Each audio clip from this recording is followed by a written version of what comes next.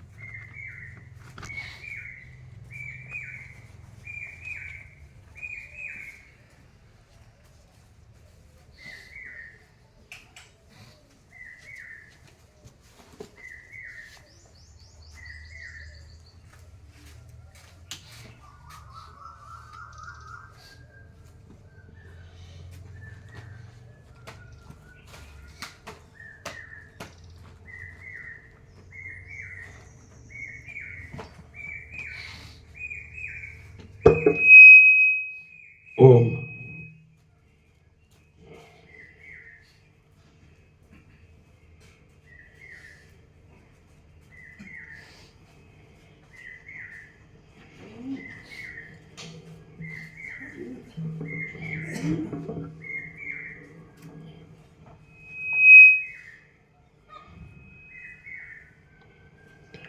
परम चिदाकाश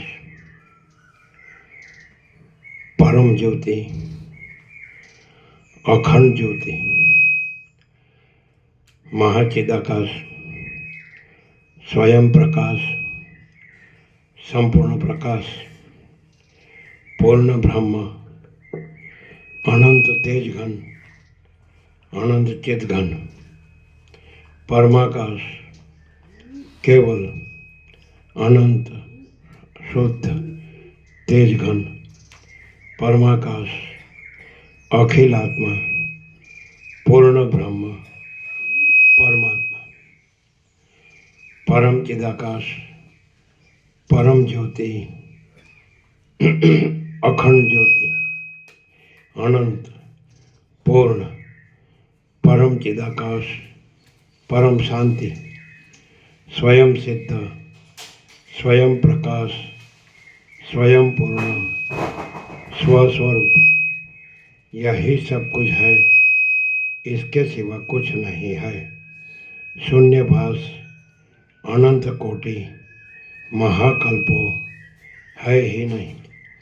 महाचिदाकाश स्वयं प्रकाश संपूर्ण प्रकाश महाचिदाकाश ज्योति अनंत अखंड अभेद महाचिदाकाश ज्योति महातत्व महासामान्य महाचिदाकाश स्वसंवेद्य सहज निर्विकल्प महाचिदाकाश परम कैवल्य परम शांति परम चिदाकाश अनंत पूर्ण निरपेक्ष सत्य अनंत संपूर्ण अपरिघी निर्भ्रांत निरपेक्ष वशिष्ठ राम निर्वाण पूर्वार्ध राउंड 41मो राउंड।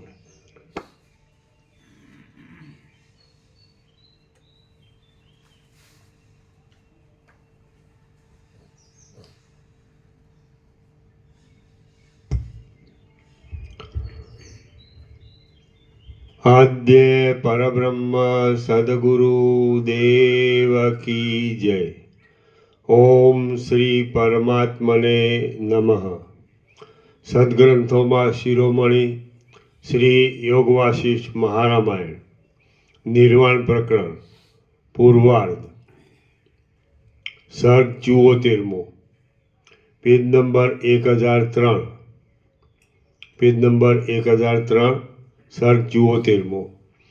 આ 74મા સર્ગમાં ભગીરથ રાજાના ગુણોનું, તેને વિચારથી થયેલી ચિંતાનું અને તીર્થલ મુનિની સાથે થયેલા સંવાદનું વર્ણન કરવામાં આવશે.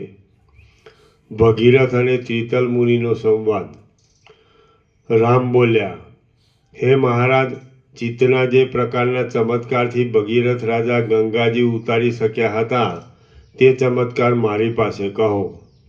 વશિષ્ઠ બોલ્યા, સમુદ્ર સુધીની પૃથ્વીનો અધિપતિ, મહાધર્માત્મા અને પોતાના કૌશલ દેશનો તિલક જેવો ભગીરથ નામનો રાજા હતો. જેમ ચિંતામણીની પાસે સંકલ્પ કરતાં ધારેલી વસ્તુઓ મળે છે, તેમ એ રાજાની પાસેથી સંકલ્પ કરતાં માગલ લોકોને ધારેલા ધનો મળતા હતા. દાન આપવાના સમયમાં ધન જતું રહેવાથી કશી ગ્લાનિ નહીં થતાં એ રાજાનું મુખ ચંદ્ર જેવું પ્રસન્ન જ રહેતું હતું. એ રાજા મહાત્મા લોકોના સંસાર વ્યવહારને ચલાવવા માટે તેઓને નિરંતર ધન આપ્યા કરતો હતો. અને જેમ કામધેનુ ગાય લોકોને સઘળી વસ્તુઓ આપનારી હોવા છતાં પણ પોતે ખડ ખાવાનું છોડતી નથી, તેમ તે પોતાના રાજકીય હકથી મળેલા ઘાસને પણ તે છોડતો નહોતો. જેમ ગોળ ફરતા પ્રકાશતા લોઢાના યંત્રમાં રહેલો વજ્ર, કૌંસમાં હીરો, વેધકમણી પોતાથી નીચેના હીરાને વજ્રને વિંધીને ગુણવાન દોરીવાળો બનાવે છે, તેમ ભગીરથ દુષ્ટો પર આક્રમણ કરીને તેમના દેશ વગેરે જીતી લઈ પોતાના પગ તળે રાખીને તેમના દુરાચરણ દૂર કરીને તેમને ગુણવાન બનાવતો. જેમ ધુમાડા વિનાના અગ્નિના જેવી શરીરની શોભાવાળો સૂર્ય આકાશમાં ફરી ફરીને થાકતા છતાં પણ લોકોના ઘરોના અંધકારને હરે છે, તેમ ધુમાડા વિનાના અગ્નિના જેવી શરીરની શોભાવાળો એ રાજા પ્રજાઓના પાલનને માટે પૃથ્વીમાં ફરી ફરીને થાકતા છતાં પણ મનુષ્યના મોહને અને ગરીબાઈને હરતો હતો.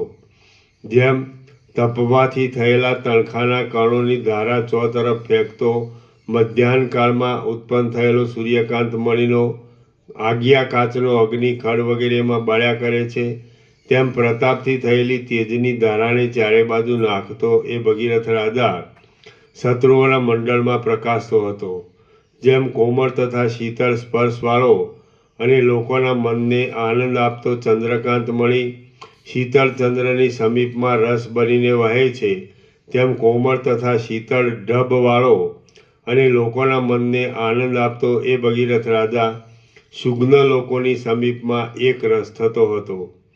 ગંગાજીના પ્રવાહરૂપ જગતનું જનોઈ, કે જે સ્વર્ગમાં તથા પાતાળમાં વહેવાથી બે તાંતણાવાળું હતું, તેનો ત્રીજો તાંતણો એ પ્રવાહને પૃથ્વીમાં લાવીને એ રાજાએ પૂર્યો છે. જેમ તે રાજાએ માગલ લોકોના સમૂહને ઘણા ધનની લાલચ હોવાને લીધે કેમે પૂરી સંતોષી શકાય નહીં એવો છતાં પણ ધનથી પૂર્યો હતો, તેમ અગત્ય મુનિએ સુકાવી નાખેલા સમુદ્રને તે સમુદ્ર કેમે પૂરી શકાય નહીં એવો છતાં પણ તે રાજાએ ગંગાજીના પૂરથી પૂર્યો હતો. સર્વ લોકોને મિત્રની જેમ રાખનારા એ ભગીરથ રાજાએ પાપથી અને બ્રાહ્મણના શાપથી અધોગતિ પામેલા પૂર્વજોને ગંગાજીરૂપ નિસરણી મૂકીને બ્રહ્મલોકમાં ચઢાવ્યા હતા. એ રાજા બ્રહ્માનું, શંકરનું અને જહનુ મુનિનું તપથી આરાધન કરતા સતત એકરૂપ દ્રઢ નિશ્ચયવાળા મનથી વારંવાર ખેદ પામ્યો હતો. જુવાનીમાં હોવા છતાં પણ લોકોની ગડબડ ભરેલી આ સ્થિતિનો વિચાર કર્યા કરતાં એ રાજાને જેમ ઉજ્જળ પ્રદેશમાં પણ દૈવગતિથી લતા ઉત્પન્ન થાય, તેમ જુવાનીમાં પણ તમારી પેઠે વૈરાગ્યની ભાવના ઉત્પન્ન થઈ. તેથી એ ભગીરથ એકાંતમાં બેસીને સંસારના વ્યવહારનો વિચાર કરવા લાગ્યો કે આ જગત સાચું નથી, સાચું પણ નથી અને ખોટું પણ નથી, પણ સદા રોગના જેવું વ્યાકુળ રહે છે. વખતો વખત દિવસ અને રાત્રિ આવ્યા કરે છે, એની એ લેવડ દેવડ ચાલ્યા કરે છે. એકના એક જ રસ વિનાના દુઃખોનો વધારો કરતા કર્મોમાં પ્રાણીઓ રત રહે છે, પણ કોઈ પરબ્રહ્મનો વિચાર કરતા નથી. જે કર્મનું ફળ પ્રાપ્ત થવાથી આ લોકમાં બીજું કંઈ પામવાનું જ અવશેષ ન રહે તે જ કર્મ ઉત્તમ કર્તવ્ય માનું છું. બાકીના કર્મો તો વિસૂચિકા કોલેરાની જેમ દુઃખદાયી ફળોવાળા જ છે. મૂળ બુદ્ધિવાળા લોકો વારંવાર એના એ કર્મો કરતાં લજ્જા પામતા નથી. સારી બુદ્ધિવાળો કયો પુરુષ બાળકની જેમ એના એ કર્મો કરે? કોઈ ન કરે. વશિષ્ઠ બોલ્યા, હે રામચંદ્રજી, આ પ્રમાણે વિચાર કરતા એક દિવસે મનમાં ઉદ્વેગ પામેલા અને સંસારથી અત્યંત ભય પામેલા એ ભગીરથ રાજાએ એકાંતમાં ત્રિતલ નામના ગુરુને નીચે પ્રમાણે પૂછ્યું. ભગીરથ બોલ્યો, હે મહારાજ, અંદર સાર વિનાની અને લાંબા કાળથી ભમતા જીવોને રાગદ્વેષાદિના ફળરૂપ થતી આ સંસારરૂપ જાળીઓમાં અમે બહુ જ ખેદ પામ્યા છીએ. હે ગુરુજી, સંસાર આપનારા જરા, મરણ તથા મોહ આદિરૂપ સઘળા દુઃખોનો અંત શી રીતે આવે? ત્રિતલ બોલ્યો, હે રાજા, વૈરાગ્ય તથા શ્રવણ આદિ ઉપાયો વડે લાંબા કાળ સુધી અભ્યાસ કરેલી એકાગ્રતારૂપ સમાધિ રૂપે અને અમુક સમયે બન્યું તેવા કાળની મર્યાદા નથી તે અનાદિ સિદ્ધિ બ્રહ્મરૂપે પ્રકટ થયેલ જ્ઞેય વસ્તુ આત્મતત્વના બોધથી સઘળા દુઃખો ક્ષય પામે છે. દેહાભિમાન આદિ ગ્રંથિઓ ચારેકોરથી તૂટી જાય છે અને સઘળા સંશયો તથા સઘળા કર્મો નષ્ટ થઈ જાય છે. અત્યંત શુદ્ધ અને જ્ઞાનરૂપ જે આત્મા છે તે જ જ્ઞેય છે એમ વિદ્વાનો સમજે છે. એ આત્મા સર્વદા સર્વવ્યાપક છે અને તેનો નાશ પણ થતો નથી તથા તે પ્રકટ પણ થતો નથી. ભગીરથ બોલ્યો, હે મુનીશ્વર, ચૈતન્ય માત્ર નિર્ગુણ, શાંત, નિર્મળ અને કદી પણ સ્વરૂપથી ભ્રષ્ટ ન થાય એવું આત્મતત્વ છે એમ હું સમજું છું. અને દેહ વગેરે બીજું કાંઈ પણ આત્મા નથી એમ પણ સમજું છું. પરંતુ તે આત્મતત્વનો બોધ મને હાથમાં રહેલા આમળાની પેઠે સરળતાથી સમજાતો નથી. હે મહારાજ, હું સઘળા વિક્ષેપોથી શાંતિપૂર્વક કેવળ બ્રહ્મના જ બોધવાળો શા ઉપાયથી થાઉં? ત્રિતલ બોલ્યો, અભિમાન દૂર કરનારા સાધનો વડે મનને પ્રથમ આત્મામાં જોડવું. તેથી જીવ પૂર્ણ સ્વભાવવાળો થાય છે અને ત્યાંથી પાછો પડતો નથી. આસક્તિ રાખવી નહીં. પુત્ર, સ્ત્રીઓ તથા ઘર વગેરેમાં મોહ દૂર કરવો. પોતાને રૂચતો કે અણગમતો પદાર્થ મળે તો પણ મનને સમાન રાખવું. એકાગ્રપણાથી નિરંતર આત્માની ભાવના કરવી તેમજ એકાંત દેશનું સેવન, લોકોના સમાગમમાં રહેવાની અરુચિ અને શ્રવણ, મનન તથા નિધિધ્યાસનનો અભ્યાસ કરવો. એ સાધનોથી આત્મતત્વનો સ્પષ્ટ બોધ થાય છે.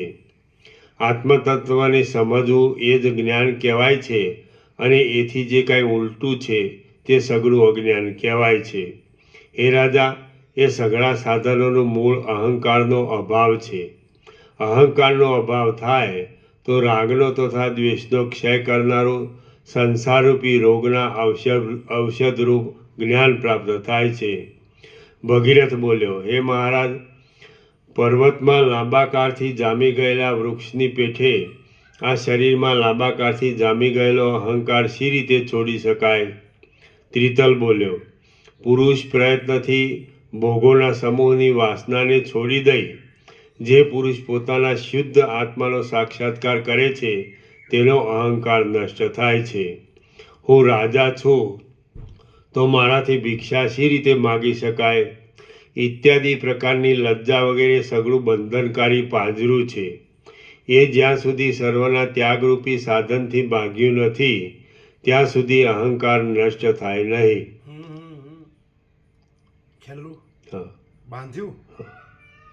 ભાગ્યું એ જ્યાં સુધી સર્વના ત્યાગરૂપી સાધનથી ભાગ્યું નથી ત્યાં સુધી અહંકાર નષ્ટ થાય નહીં. તમે બુદ્ધિથી એ સગળાનો ત્યાગ કરીને નિશ્ચળ રહો તો અહંકારનો લય થાય એટલે તમે જ પરમપદ છો એમ સમજાય. છત્ર, ચામરાદિક સઘળા રાજચિહ્નોને ભયને તથા સઘળી તૃષ્ણાઓને છોડી દઈ એક પાઈ પણ ન હોય તેવા ગરીબ થઈ સઘળી લક્ષ્મીને શત્રુઓના નેત્રમાં સોંપી દઈ અહંકારને તથા દેહના અનુસંધાનને પણ છોડી દઈ તમે શત્રુઓને ત્યાં જ ભિક્ષા માગો અને પૂર્ણપણાને લીધે મારી પાસેથી પણ કશું સમજવાની ઈચ્છા વગરના થાઓ તો એ સઘળા ઉત્કૃષ્ટ ગુણોને લીધે તમે જ પરબ્રહ્મરૂપ થશો. પછી તમને સંસાર પ્રાપ્ત થવાની સંભાવના પણ નહીં રહે. સર્ગ 74મો સમાપ્ત. સર્ગ 75મો. આ 75મા સર્ગમાં ભગીરથ રાજાએ યજ્ઞો કરવાના મિષથી સર્વનો ત્યાગ કર્યાનો, ભિક્ષા માગવાનો અને કેટલાયક સ્થળોમાં ત્રિતલની સાથે વાસ કર્યાનું વર્ણન કરવામાં આવશે. ભગીરથનો ત્યાગ. વશિષ્ઠ બોલ્યા, ઘનશ્યામ પ્રભુ ખરા ને લીલા માળી વાળા, એમને સેવા મોકલાઈ ગયા. એટલી છે એક જયંતિ પ્રભુ આપો.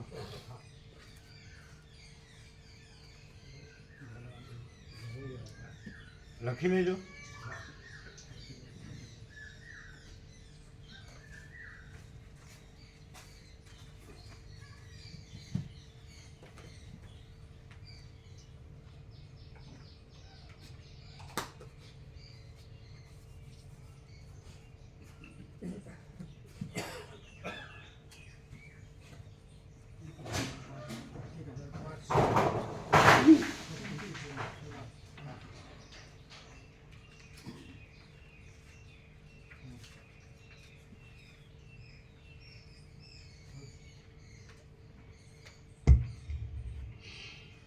સર્ગ 75મો.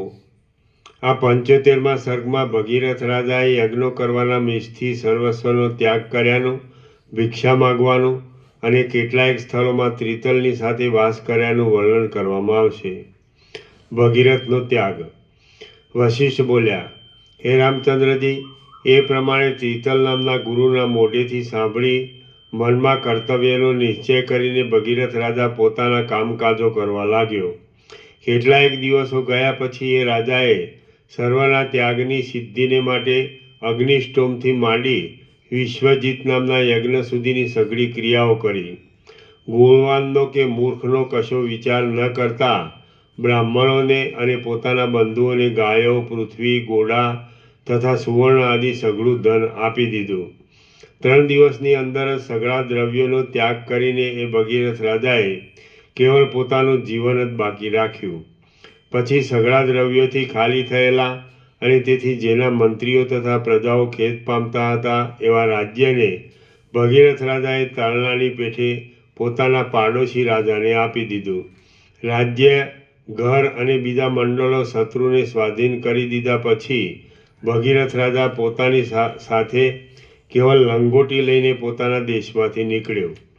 ધીરજવાળો એ ભગીરથ રાજા એવા ગામોમાં તથા જંગલોમાં રહેવા લાગ્યો કે જેઓમાં એ ભગીરથ છે એમ પણ ઓળખવામાં ન આવે અને બીજા લોકોના મોઢેથી પોતાનું નામ પણ સાંભળવામાં ન આવે. એ પ્રમાણે થોડા કાળથી જ જેની સઘળી તૃષ્ણાઓ શાંત થઈ ગઈ હતી એવો એ રાજા પરમ શાંતિથી આત્મ સ્વરૂપમાં લીન થયો. ભૂમંડળમાં તે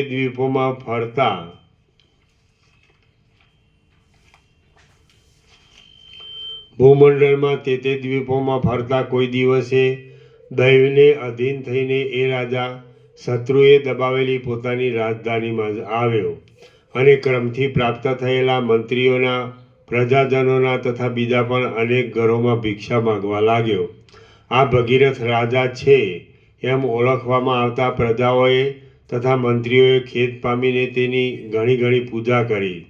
હે મહારાજ, આપનું રાજ્ય આપ લો એમ શત્રુએ પ્રાર્થના કર્યા છતાં પણ જેને સઘળી વસ્તુઓ ઉપર અનાદર જ હતો એવા એ રાજાએ કેવળ ભોજન સિવાય બીજી તલના જેવી હલકી વસ્તુનો પણ સ્વીકાર કર્યો નહીં. હાય, આ ભગીરથ રાજા છે અને તેણે રાજ્ય છોડી દીધું એ બહુ ભૂંડું કર્યું છે એમ લોકો જેનો અફસોસ કરતા હતા એવો એ રાજા કેટલાયક દિવસો ત્યાં જ ગાળીને પછી બીજા દેશમાં ગયો. બીજે સ્થળે પણ તે શાંત બુદ્ધિથી પોતાના આત્મામાં આરામ લેતો હતો ત્યારે તેને અકસ્માત આત્મારામ ત્રિતલ મુનિનો સમાગમ થયો. ભગીરથ રાજા તેમને વંદન આદિ સત્કાર કરીને તેમની સાથે જ કેટલાક કાળ સુધી પર્વતોમાં, ગામોમાં, વનોમાં, પુરોમાં તથા જન સમુદાયોમાં રહ્યો. બ્રહ્મપણાને પામેલા અને સરખી જ સ્થિતિથી રહેલા એ ગુરુ અને શિષ્ય બ્રહ્મનિષ્ઠપણાને લીધે દેહના ધારણને એક જાતના વિનોદરૂપ જ ગણવા લાગ્યા. આ દેહને શા માટે રાખવો? આ દેહને છોડી દેવાથી પણ આપણને શો લાભ થાય એમ છે? શાસ્ત્રીય આચારને અને લૌકિક આચારને અનુસરીને આ દેહ જેમ વર્તે છે તેમ ભલે વર્તે. એ પ્રમાણે નિશ્ચય કરીને રહેતા અને એક વનમાંથી બીજા વનમાં જતા એ બંને જણ પરમાનંદ પામ્યા કે જે પરમાનંદ વિષયાનંદોથી તથા દુઃખોથી રહિત છે અને સુખ દુઃખ વગરની મધ્યાવસ્થાથી પણ રહિત છે. ધનોને, ઘોડાઓને, વૈભવાદિકને અને પ્રસન્ન થયેલા બ્રહ્માદિકોએ આપેલી 8 સિદ્ધિઓને પણ તે જૂના ખડ સમાન માનવા લાગ્યા. કોઈ જાતની ઈચ્છા રાખ્યા વિના જ્યાં સુધી આયુષ્ય હોય ત્યાં સુધી આપણે પ્રારબ્ધ ઉપર જ આ દેહને રાખવો એવો નિશ્ચય કરીને તેઓ પ્રારબ્ધ કર્મથી જ રહેવા લાગ્યા. સ્પૃહા વિનાના સ્વભાવથી જ પરમ શાંતિવાળા અને બ્રહ્મથી એકરસ થયેલા એ ઉત્તમ મુનિઓ પ્રારબ્ધ કર્મ અનુસાર પ્રાપ્ત થયેલા સુખો તથા દુઃખોને પણ માન આપવા લાગ્યા.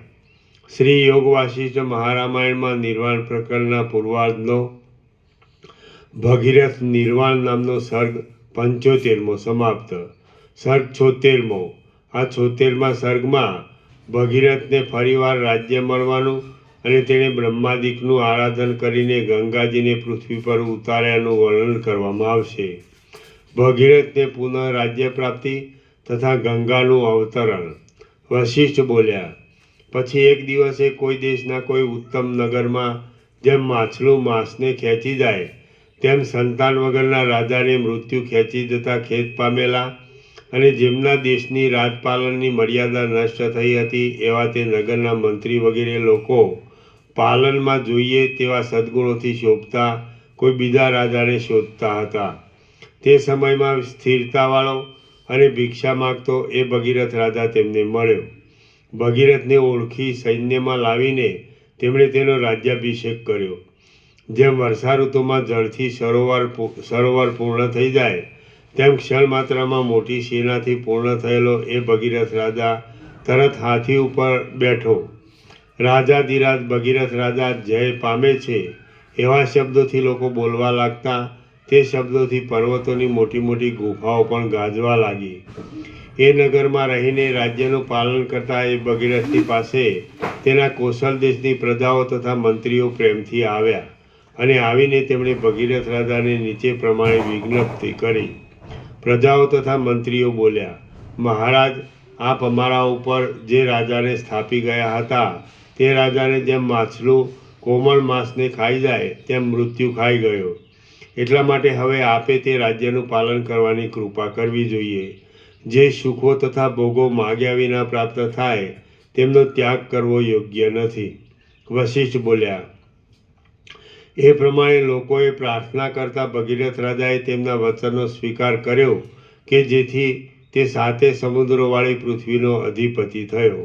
ક્ષમતાવાળો, શાંત મનવાળો, થોડું હિત તથા સત્ય બોલનારો, રાગ વિનાનો, મચ્છર વગરનો, આવી પડેલા કામો કર્યા કરતો અને તત્વજ્ઞાનને લીધે મોટા કૌતુકમાં પણ આશ્ચર્ય નહીં પામતો એ ભગીરથ રાજા રાજ્ય કરતો હતો. તે સમયમાં પોતાના પૂર્વજો વિશે તેના સાંભળવામાં આવ્યું કે સમુદ્રને ખોદનારા ને પાતાળમાં કપિલ મુનિના ક્રોધથી નષ્ટ થયેલા સગર રાજાના 60,000 પુત્રોની ભસ્મ જો ગંગાજળથી પલળે તો જ તેમનો ઉદ્ધાર થાય. આ સમયમાં ગંગાજી પૃથ્વી ઉપર ન હતા. તેથી ભગીરથના પૂર્વજોનો ઉદ્ધાર ગંગાજળ વિના નહીં થાય એમ વાણી થઈ હતી.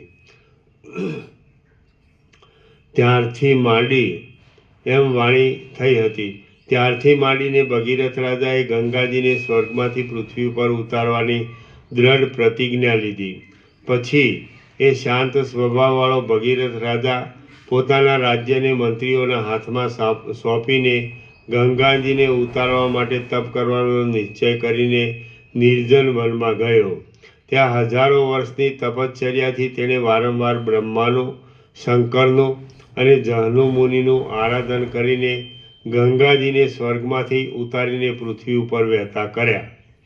જગતના પતિ સદાશિવના મસ્તક પર વિરાજનારા અને જાણે મહાત્માઓના ઘણા પુણ્યોનો સમુદાય હોય એવા ગંગાજી આકાશમાંથી ઉતરી પૃથ્વી પર વહેવા લાગ્યા. ત્યારથી માંડીને નિર્મળ ચળકતા તરંગોની શોભાવાળા પોતાના ફીણના સમૂહોથી જાણે હાસ્ય કરતા હોય એવા, જાણે સ્વચ્છ પુણ્યરૂપી માંજરોવાળી ધર્મની લતા હોય એવા અને જાણે ભગીરથ રાજાના યશને ફરવાની સડક હોય એવા ગંગાજી પૃથ્વી પર પધાર્યા છે. શ્રી યોગ વાસિષ્ઠ મહારામાયણમાં નિર્વાણ પ્રકરણના પૂર્વાર્ધનો ગંગાવતરણ નામનો સર્ગ 76મો સમાપ્ત. સર્ગ 77મો.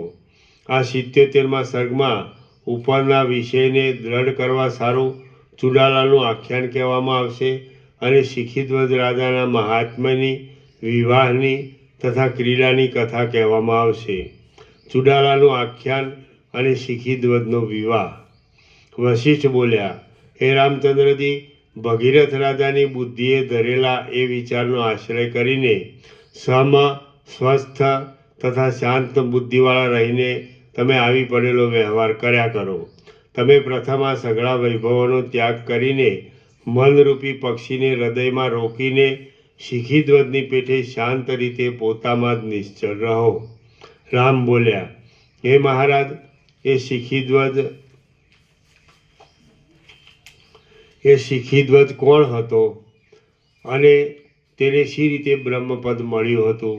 ફરી પણ બોધની વૃદ્ધિને વાસ્તે એ કથા મને કહો. વશિષ્ઠ બોલ્યા, પરસ્પર સ્નેહને પ્રાપ્ત થયેલા શિખીધ્વજ રાજા અને તેની રાણી ચુડાલા પૂર્વના દ્વાપર યુગમાં હતા અને હવે પછીના દ્વાપર યુગમાં પણ પાછા એના ને એવા થશે. પછીના દ્વાપર યુગમાં પણ પાછા એવા ને એવા થશે. રામ બોલ્યા, હે વક્તાઓમાં ઉત્તમ ગુરુ મહારાજ, જે પ્રથમના કાળમાં હતું તે પાછું ભવિષ્ય કાળમાં તેવી ને તેવી સ્થિતિથી શા માટે થશે એ મને કહો. વશિષ્ઠ બોલ્યા, બ્રહ્માદિક લોકોના સત્ય સંકલ્પોરૂપી સંવિદ કે જે જગતની રચનામાં નિયમરૂપ છે તેને કોઈથી અટકાવી શકાય નહીં. એવો જે સ્વભાવ છે તે જ એમ થવામાં કારણરૂપ છે. કેટલાયક ફળ વગેરે પદાર્થો ઘણી વાર બીજા થઈને વારંવાર તેવાને તેવા થાય છે. વૃક્ષોના થડો વગેરે કેટલાયક પદાર્થો એના એ રહે છે અને વળી તેઓ કપાઈ ગયા પછી મુદ્દલ રહેતા નથી. કેટલાયક પદાર્થો પૂર્વના જેવી જ ગોઠવણવાળા થાય છે અને તે એકબીજાના જેવા હોવાથી જણાઈ આવે છે. જેમ તળાવમાં સરખા તરંગો પણ દેખાય છે અને પૂર્વથી જુદા તરંગો પણ દેખાય છે, તેમ સંસારમાં સરખી વ્યવસ્થાઓ પણ દેખાય છે અને પહેલાંના કરતાં જુદી વ્યવસ્થાઓ પણ દેખાય છે. એ જ રીતે જેમ હવે પછી કહેવાની કથાનો નાશક શિખીધ્વજ રાજા નાયક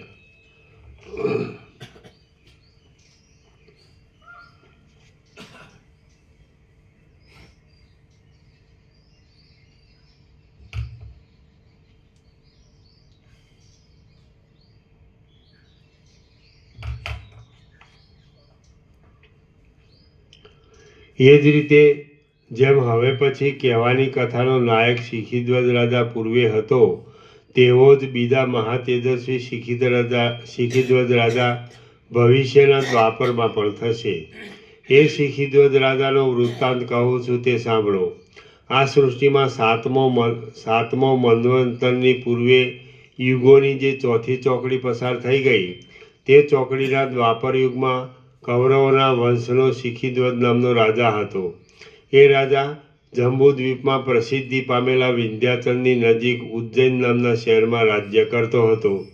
ધીરજ, ઉદારતા, ક્ષમા, સમ, દમ, શૌર્ય, સદાચાર, મિત ભાષણ, કોમળતા, સ્નેહ, માધુર્ય, ચાતુરી, સૌંદર્ય, શાંતિ, સૌભાગ્ય, પ્રતાપ, સત્સંગ, સઘળા શાસ્ત્રોનું શ્રવણ અને નિરઅભિમાનપણું ઇત્યાદિ અનેક ગુણોનો જાણે સમુદ્ર હોય એવા એ રાજાએ સઘળા યજ્ઞો કર્યા હતા, સઘળા વીર લોકોને જીત્યા હતા, સઘળા કાર્યો કર્યા હતા અને સ્ત્રી વ્યસન વગેરેને તલના જેવા તુચ્છ ગણીને પોતાથી દૂર જ રાખ્યા હતા.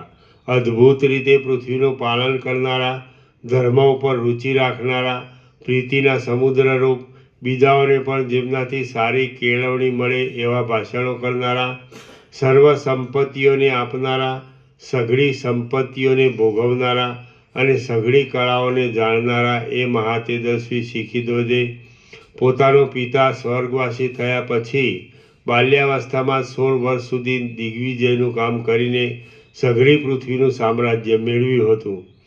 એ બુદ્ધિમાન રાજા ધર્મની રીતિ પ્રમાણે પ્રજાઓનું પાલન કરતો હતો, શત્રુઓથી નિર્ભય થઈને રહ્યો હતો, મંત્રીઓની સાથે વિચાર કરીને સઘળા કાર્યો કરતો હતો અને યશથી દિશાઓને ઉજ્જવળ કરતો હતો. આ પ્રમાણે રાજ્ય કરતા તે યૌવનને ઉંબર આવી ઊભો રહ્યો.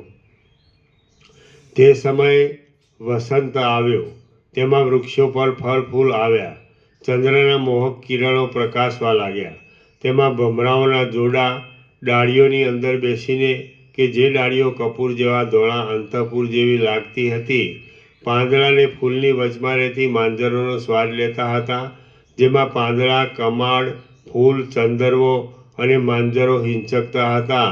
તે સમયે સુગંધી શીતળ મંદ મંદ પવન વાતો હતો. આ સર્વ જોઈને શિખીધ્વજ રાજાને કોઈ સ્ત્રી સાથે પરણવાની ઈચ્છા થઈ. પુષ્પોના સમૂહના સુગંધોરૂપ મધુર આશાઓથી મત્ત થયેલું અને તેથી વસંતવાળા વનની જેમ રાગવાળું થયેલું એ રાજાનું મન સ્ત્રી વિના બીજા કોઈ વિષયમાં ચોંટતું ન હતું. એ રાજા વિચારતો હતો કે બગીચાઓના હિંડોળાઓમાં તથા લીલા કરવાના સરોવરોમાં બેસી સોનેરી રંગના કમળોની કળીઓ જેવા સ્તનોવાળી, કેસરના લેપનોવાળી અને પ્રેમથી ભરેલી મુગ્ધા સ્ત્રીને હું ક્યારે ખોળામાં બેસાડીશ? હું કમળોની વેલોના હિંડોળામાં જેમ ભ્રમર ભ્રમરીને બેસાડે છે તેમ ચપળ બાળાને હાથ વડે તેડી લઈને ક્યારે બેસાડીશ?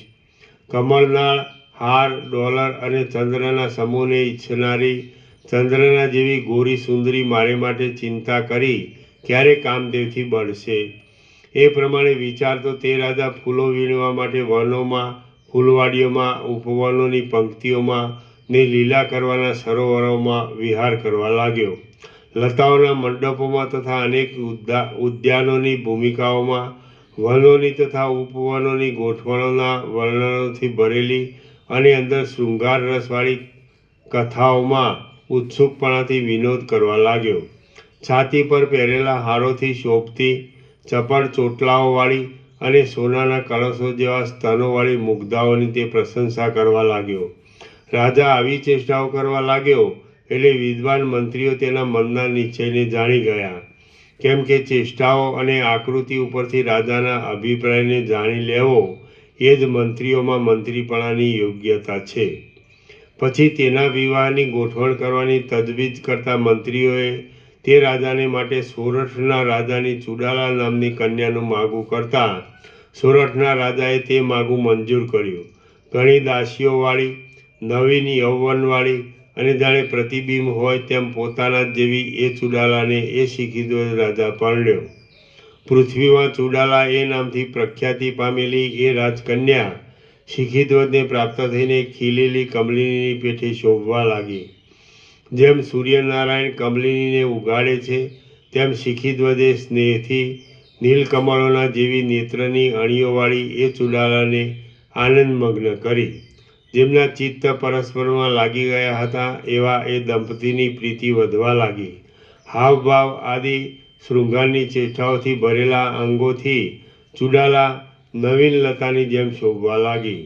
મંત્રીઓ જેને સઘળી સગવડો કરી આપતા હતા એવો અને સ્વસ્થ પ્રજાવાળો એ સુખી રાજા જેમ રાજહંસ કમલિની સાથે રમે તેમ તે પ્યારીની સાથે અંતઃપુરોમાં, હિંડોળાઓમાં, લીલા કરવાના સરોવરોમાં, બગીચાઓમાં, વિહારની ભૂમિઓમાં, લતાઓના તથા પુષ્પોના માંડવાઓમાં, કદંબોના વનોની જાડીઓમાં, ચંદનોની તથા અગરુઓની જાડીઓમાં, હાર શિંગારના પુષ્પોની માળાઓથી શોભી રહેલી કેળોમાં, નગરની સીમાઓમાં, દિશાઓમાં, તળાવોમાં, જંગલોમાં, એકાંતોમાં અને જાંબુના, લીંબુના તથા જુઈના વૃક્ષોમાં રમવા લાગ્યો.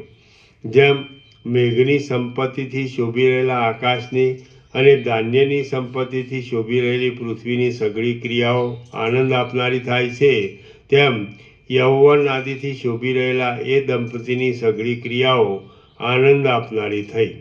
સર્વદા સાથે રહેવાને લીધે અને પરસ્પરની ચેષ્ટાઓ ઉપરના પ્રેમને લીધે તેઓ પરસ્પરની પાસેથી શીખીને સઘળી કળાઓમાં પ્રવીણ થયા. પરસ્પરના મિત્રપણાને પ્રાપ્ત થયેલા એ દંપતી અન્યોન્યના હૃદયમાં રહેવાને લીધે જાણે બે શરીરમાં આવેલું અખંડ એક જ જીવનું રૂપ હોય એવા જણાવા લાગ્યા. જેમ બ્રહ્મચારી 12 વર્ષ સુધી ગુરુના મુખથી અભ્યાસ કરીને પંડિત થાય છે, તેમ એ ચુડાલા શિખીધ્વજના મુખથી સઘળા શાસ્ત્રાર્થો અને ચિત્ર આદિ કળાઓનો અભ્યાસ કરીને સઘળા વિષયોમાં પંડિતા થઈ. શિખીધ્વજ પણ ચુડાલાના મુખથી નૃત્ય તથા વાદ્ય આદિનો અભ્યાસ કરીને કળાઓમાં મહાપ્રવીણ થયો. અન્યોન્યની પાસેથી કળાઓને પ્રાપ્ત થયેલા અને પરસ્પરના હૃદયમાં રહેલા તેઓ જેમ અમાવાસ્યામાં સૂર્ય અને ચંદ્ર એક જેવા થઈ જાય છે, તેમ એક જેવા થઈ ગયા. પરસ્પરને પ્યારા જેમ પુષ્પ અને સુગંધ પરસ્પરથી અભિન્ન જેવા છે, તેમ પરસ્પરથી અભિન્ન જેવા થઈ રહેલા, જાણે પૃથ્વી ઉપર આવીને રહેલા શિવ પાર્વતી હોય એવા જણાતા. શરીરની ભિન્ન ભિન્ન છતાં પણ એક રસ થઈને રહેલા, શરીરથી ભિન્ન ભિન્ન છતાં પણ એક રસ થઈને રહેલા, ચાતુર્યથી સુંદર બુદ્ધિવાળા, સઘળા શાસ્ત્રાર્થોમાં પંડિતપણું ધરાવનારા, જાણે કોઈ કાર્યને માટે લક્ષ્મી તથા નારાયણ પૃથ્વી ઉપર અવતરેલા હોય એવા, સ્નેહને લીધે સ્વચ્છ તથા મધુરતાવાળા, સમાન જ્ઞાનથી વાતો કરનારા, લોકોના વૃત્તાંતો જાણવામાં ચતુરાઈવાળા, કળાઓના અભ્યાસવાળા, શૃંગાર આદિ રસોરૂપ રસાયણોનો ઉપયોગ કરનારા અને જાણે ઉદય પામેલા બે ચંદ્ર હોય તેમ શીતળ, સ્નિગ્ધ તથા સુશોભિત અંગોવાળા તે દંપતી પરસ્પરના મનોરથો પૂરતા હતા. જેમ વિકાસ પામેલા મદથી અને કામદેવથી મંદ મંદ ગતિ કરનારું રાજહંસોનું જોડું સત્યલોકના ગંભીર સરોવરોમાં શોભે, તેમ રતિના તથા ભોગના વિલાસથી પરસ્પરના મનને હરનારું અને સર્વોત્તમ કાંતિવાળું એ જોડું અંતઃપુરોમાં શોભવા લાગ્યું. શ્રી યોગવાસિષ્ઠ મહારામાયણમાં નિર્વાણ પ્રકરણના પૂર્વાર્ધનો શિખીધ્વજ વિલાસ કથન નામનો સર્ગ 77મો સમાપ્ત. સર્ગ 78મો. આ 78મા સર્ગમાં અનુક્રમે વૈરાગ્યની ઉત્પત્તિ, વેદાંત શાસ્ત્રના અભ્યાસમાં નિષ્ઠા, ચુડાલાનો વિવેક અને જ્ઞાનની પ્રાપ્તિ વગેરેનું વર્ણન કરવામાં આવશે. ચુડાલાને વૈરાગ્ય અને શાસ્ત્રબોધ. વશિષ્ઠ બોલ્યા, હે રામચંદ્રજી, એ પ્રમાણે દ્રઢ પ્રેમવાળા એ જોડાએ દિવસે દિવસે વૃદ્ધિ પામતી યૌવનની લીલાઓથી ઘણા વર્ષો સુધી વિહાર કર્યો.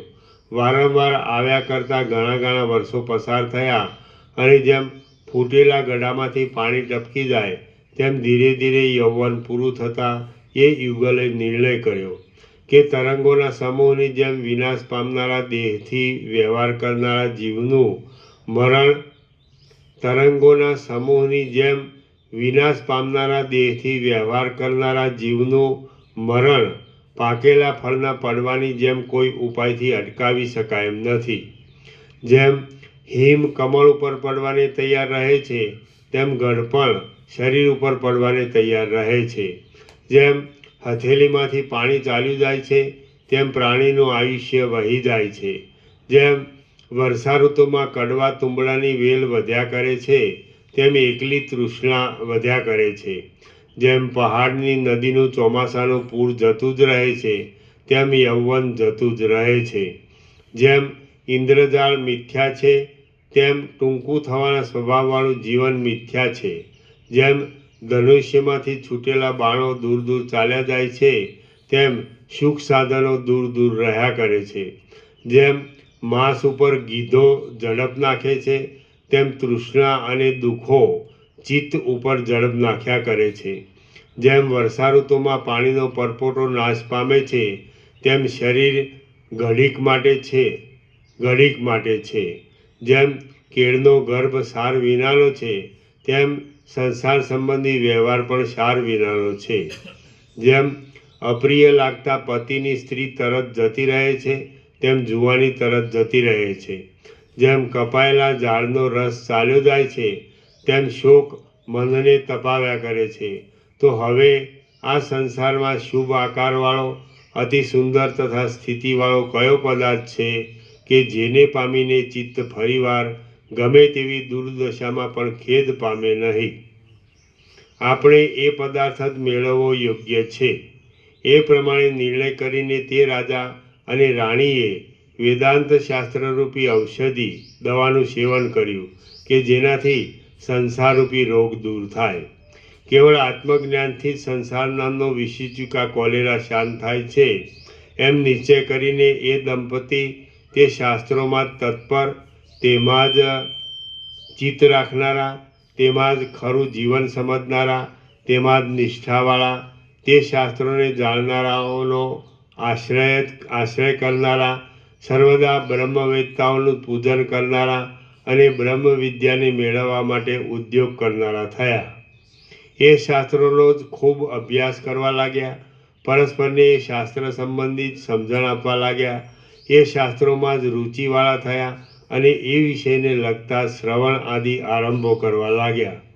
હે રામચંદ્રજી, પછી એ ચુડાલાએ અધ્યાત્મવેત્તાઓના મુખથી રમણીય પદો અને અન્વયોવાળા તથા સંસારમાંથી ઉદ્ધાર કરે એવા શાસ્ત્રાર્થો સાંભળીને પોતાના આત્મા વિશે રાત દિવસ આ પ્રમાણે વિચાર કર્યો કે હું શરીર સંબંધી વ્યાપારો કરતા અથવા નહીં કરતા પણ વૃદ્ધિ પામેલી શુદ્ધ બુદ્ધિથી પ્રથમ પોતાના આત્માનું અવલોકન કરું છું કે હું પોતે કોણ છું, આ સંસારરૂપી ભ્રમ કોને પ્રાપ્ત થયો છે, શા કારણથી ઉઠ્યો છે અને ક્યાં ઉઠ્યો છે. દેહ તો જડ તથા મૂળ છે, માટે દેહ તો હું નથી જ, એ નિશ્ચય છે. બાળક સુધીના બધા લોકો પણ મારો દેહ એમ કહે છે, તેથી એ નિશ્ચય થાય છે અને તે બુદ્ધિના અનુભવમાં પણ આવે છે. કર્મેન્દ્રિયોનો સમૂહ કે જે આ દેહના એક ભાગના હાથ પગ આદિ અવયવો જ છે, તે પણ જડ છે. કેમ કે અવયવોને અને અવયવીને ભેદ સંભવતો નથી. જ્ઞાનેન્દ્રિયોનો સમૂહ પણ જડ જ છે એમ જોવામાં આવે છે. કેમ કે જેમ લાકડીથી માટીનું ઢેફું હડસેલાય, તેમ એ સમૂહ મનથી હડસેલાય છે. સંકલ્પ શક્તિવાળું મન પણ જડ જ છે એમ હું ધારું છું. કેમ કે જેમ ગોફણોથી પથ્થરો પ્રેરાય, તેમ બુદ્ધિના નિશ્ચયોથી મન પ્રેરાય છે. નિશ્ચયરૂપ ધર્મવાળી બુદ્ધિ પણ જડ જ છે. કેમ કે જેમ ધરતીના નીચા ભાગથી નદી પ્રેરાય છે, તેમ બુદ્ધિ અહંકારથી પ્રેરાય છે. અહંકાર પણ સાર વિનાનો છે અને શબ્દની પેઠે જડ જ છે. કેમ કે બાળકે અધ્યાસથી કલ્પી લીધેલા યક્ષની પેઠે તેને જીવે જ અધ્યાસથી કલ્પી લીધો છે. પ્રાણરૂપ ઉપાધિવાળો અને હૃદયમાં રહેલો જીવ જોકે ચેતન છે, તો પણ તે સુકુમાર હોવાને લીધે પોતાની અંદર રહેલા બીજા કોઈથી એટલે સાક્ષીથી પરિપૂર્ણ થઈને જીવે છે. અહો, મારા જાણવામાં આવ્યું કે દ્રશ્યોની ઉપર નજર નાખવાથી પોતાનો સ્વભાવ ભૂલી ગયેલા અનાદિ અને ચૈતન્યરૂપે સાક્ષીરૂપ આત્માથી જીવ જીવે છે. જેમ સુગંધ પવનથી જીવે છે અને નદીનો વેગ મોટા ધરાથી જીવે છે, તેમ જીવ દ્રશ્યોના ઉલ્લેખથી કલંકિત થયેલા સાક્ષીથી જીવે છે. દ્રશ્ય ભાગ કે જે જડ છે અને અસત્ય છે, તેના અભિમાનને લીધે જીવ ચૈતન્યરૂપ હોવા છતાં પણ જડ જેવો થઈ ગયેલો છે. જેમ અગાધ જળના પ્રતિબિંબ રૂપે પડેલો અગ્નિ પોતાના રૂપને છોડી દે છે, તેમ બુદ્ધિ આદિમાં પ્રતિબિંબના આકારે પડેલા જીવે પોતાનું રૂપ છોડી દીધું છે. જ્યારે ચૈતન્ય દ્રશ્યો સાથે વાસના વડે જોડાય છે ત્યારે તે ભાવના પ્રમાણે પોતે સ્થૂળ કે સૂક્ષ્મ રૂપ લે છે અને પોતાનું પૂર્ણ સ્વરૂપ ભૂલી જાય છે.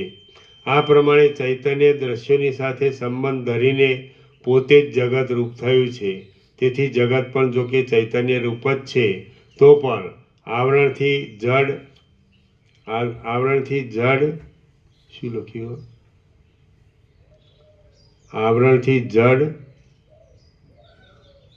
ફરજી વાંચો, કંઈક લખીશું. ફરજી વાંચો, આખું વાંચો. હા,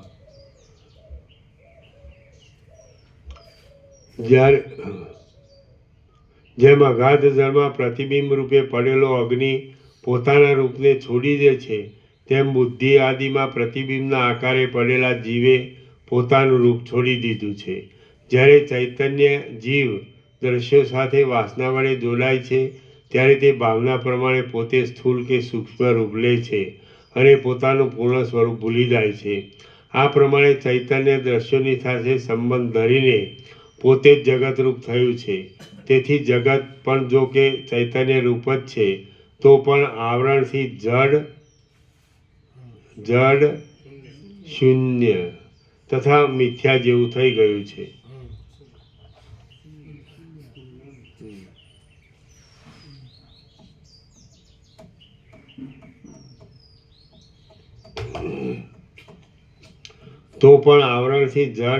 શૂન્ય તથા મિથ્યા જેવું થઈ ગયું છે અને તે બુદ્ધિમાં રહેલા ચૈતન્યથી પ્રકાશિત થાય છે.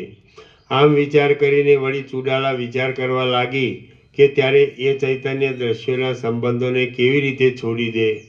વિચાર કરતાં કરતાં લાંબા સમયે ચુડાલા આ પ્રમાણે સમજી કે અહો, ઘણા કાળે નિર્દોષ આત્મસત્વ મારા જાણવામાં આવ્યું કે જેને જાણવાથી કશું છોડી દેવાનું કે કંઈ લેવાનું રહેતું જ નથી. અહો, આ મન, બુદ્ધિ તથા ઇન્દ્રિય આદિ પદાર્થો કે જેઓ ચૈતન્યને મર્યાદામાં મૂકી દેનારા છે, તેઓ સઘળા મિથ્યા જ છે અને અંધકારવાળી દ્રષ્ટિથી કલ્પાતા બીજા ચંદ્ર જેવા છે. મહાસત્તા એ શબ્દથી કહેવાતું એક મહાચૈતન્ય છે કે જે દોષ રહિત છે, સમ છે, શુદ્ધ છે, અહંકાર વિનાનું છે, શુદ્ધ જ્ઞાનરૂપ છે, આકારવાળું છે, મંગલરૂપ છે, સત્તા માત્ર છે, પોતાના સ્વભાવથી કદી પણ ભ્રષ્ટ થતું નથી.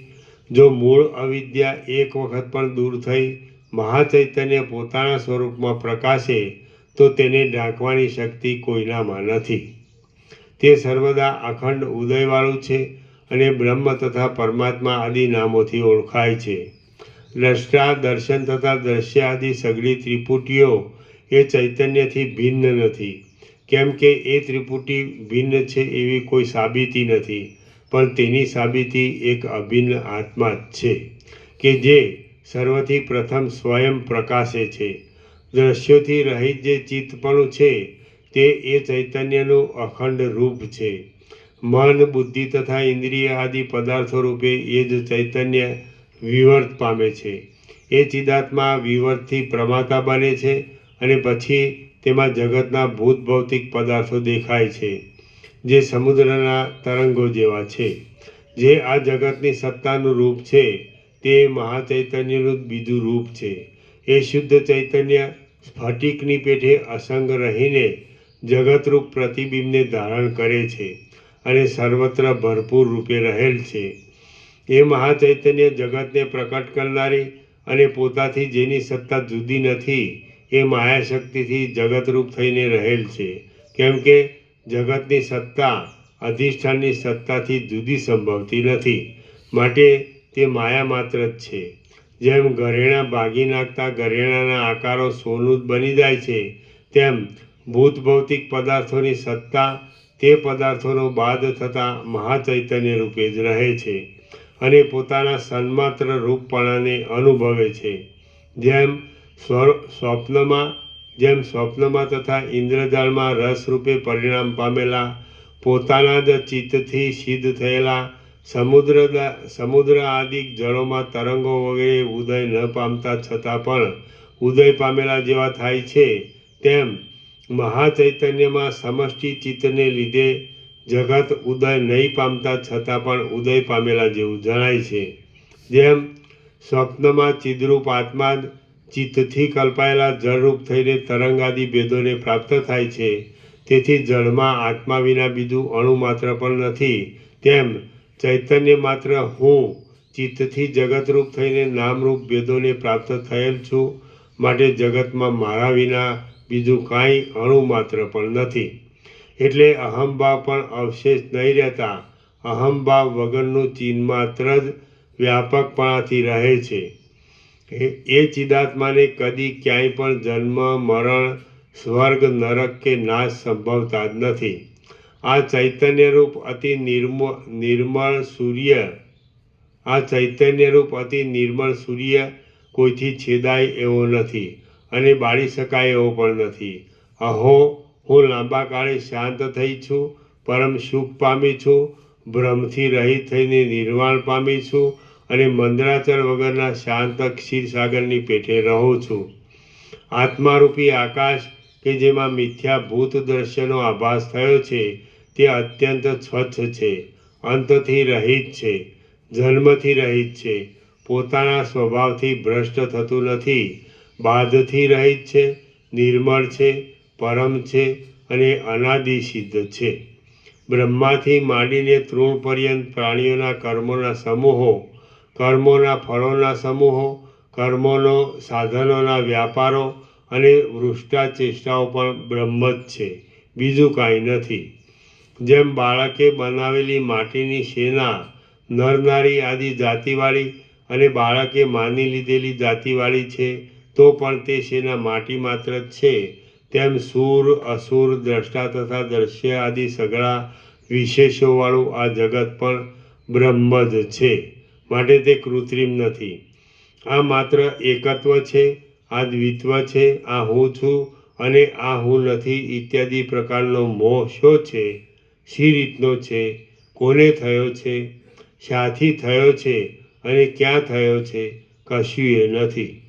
હું મર્યાદા વગરનો અને શ્રમ વગરના પોતાના પારમાર્થિક રૂપને પામીને શાંત થઈ રહી છું અને સંસારરૂપ તાપને દૂર કરીને તથા મોક્ષનું સુખ પામીને સ્વરૂપભૂત થઈ છું. જડ ચેતન તથા તેમના ભોગતા વગેરે જે કાંઈ પ્રતીત થાય છે તે સગળું પ્રકાશમાન બ્રહ્મરૂપ જ છે અને ચિદાકાશ જ છે. આ નથી, હું નથી, બીજું નથી, ભાવ નથી અને અભાવ પણ નથી, પરંતુ જે કાંઈ છે તે સગળું શાંત છે, બીજા આલંબનથી રહિત છે, કેવળ છે અને દ્રશ્યાદિકથી પર છે. આમ વિચારમાં તત્પર રહેલી એ ચુડાલા પરમ બોધથી આ પરમાત્માના યથાર્થ તત્વને જાણી રાગ ભય તથા મોહથી રહિત થઈ, એટલે ત્રણેય અવસ્થાઓથી રહિત થઈને શરદના આકાશની પેઠે શાંત થઈ. શ્રી યોગ વાસિષ્ઠ મહારામાયણમાં નિર્વાણ પ્રકરણના પૂર્વાર્ધનો ચુડાલા પ્રબોધ નામનો સર્ગ 78મો સમાપ્ત. સર્ગ 79મો. આ 79મા સર્ગમાં પોતાની રાણીને અપૂર્વ શોભાવાળી જોઈ રાજા તરફથી તેના કારણ સંબંધી પ્રશ્ન થતાં ચુડાલાએ પોતાની શોભાનો હેતુ જ્ઞાન છે એમ કહ્યું. એ વાત કહેવામાં આવશે. ચુડાલાને આત્મપ્રાપ્તિ. વશિષ્ઠ બોલ્યા, એ પ્રમાણે તે ચુડાલા પોતાના આત્મામાં જ આરામ લેતા મનોવૃત્તિ અંતર્મુખ થઈ જવાને લીધે દિવસે દિવસે નિત્ય પોતાના સ્વાભાવિક શુદ્ધ આત્મ સ્વરૂપમાં જ સ્થિર થઈ. રાગ વગરની, સંગ રહિત, સુખ દુઃખાદી દ્વંદ્વોની લાગણી વિનાની અને નિષ્કામ થઈ ગયેલી એ ચુડાલા રાણી જે દૈવી યોગથી આવી મળે તેનો ત્યાગ ન કરતા અને ન મળતી વસ્તુઓમાં અભિલાષા નહીં રાખતા જેમ હોય તેમ ચલાવી લેવા લાગી. સંસાર સાગરને તરી ગયેલા, શંકા રહિત, ઘણા કાળ સુધી સંસાર ચક્રમાં ફરવાથી થાકી ગયેલા અને છેવટ પરમાત્માનો મોટો લાભ થવાથી પૂર્ણ થઈ ગયેલા અંતરાત્મા વડે આનંદ ઘન એવા જ્ઞાન પ્રાપ્ત પરમ પદમાં સ્થિર થતાં એ ચુડાલાને એવું પદ પ્રાપ્ત થયું જેનું વર્ણન પણ થઈ શકે નહીં, તેમ તેની ઉપમા પણ આપી શકાય નહીં. શિખીધ્વજ રાજાની રાણી ચુડાલા એવી રીતે થોડા કાળમાં જ વિદિત વેદ્ય, જાણવાનું સર્વ જેણે જાણી લીધું છે તેવી થઈ ગઈ. જેવી રીતે આ અનિર્વચનીય જગત સ્ફુરી આવવાનો ભ્રમ અજ્ઞાનીઓના મનમાં અકસ્માત ઉત્પન્ન થાય છે, તેમ તત્વવેત્તાના આત્માથી જુદું બીજું કાંઈ ન હોવાથી તે લય પામી જાય છે. દ્વૈત વિનાના શાંત પરમપદમાં એક ભાવે તલ્લીન થયેલી એ ચુડાલા શરદ ઋતુના નિર્મળ વાદળા જેવી શોભવા લાગી.